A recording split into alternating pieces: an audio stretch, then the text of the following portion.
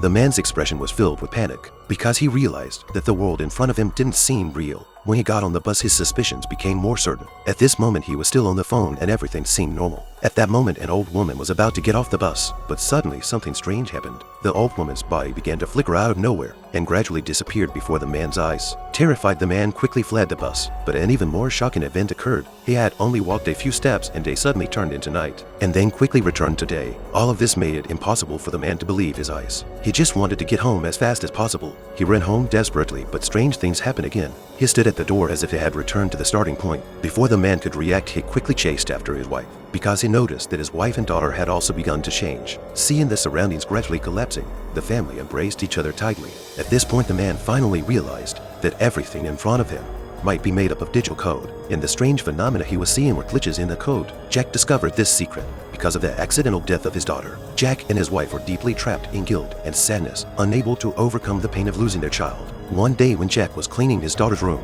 he discovered an even stranger phenomenon. He clearly remembered that one of the letters in his daughter's favorite fairy tale book had somehow turned into a different letter in reality. At first, the man thought he had a problem with his memory. However, when he discussed it with his friend, he was surprised to find that his friend's memory also deviated from reality. They both found it unbelievable.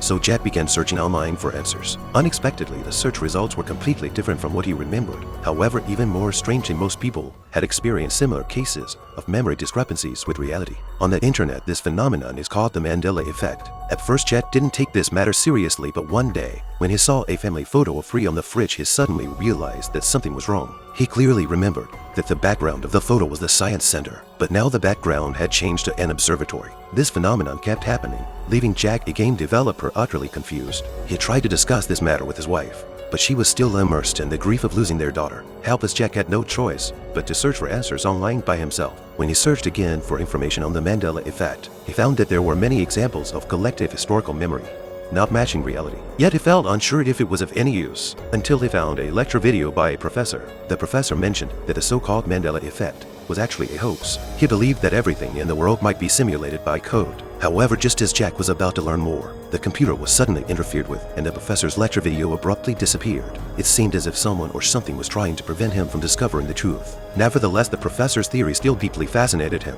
and he began to desire to uncover the hidden secrets behind it.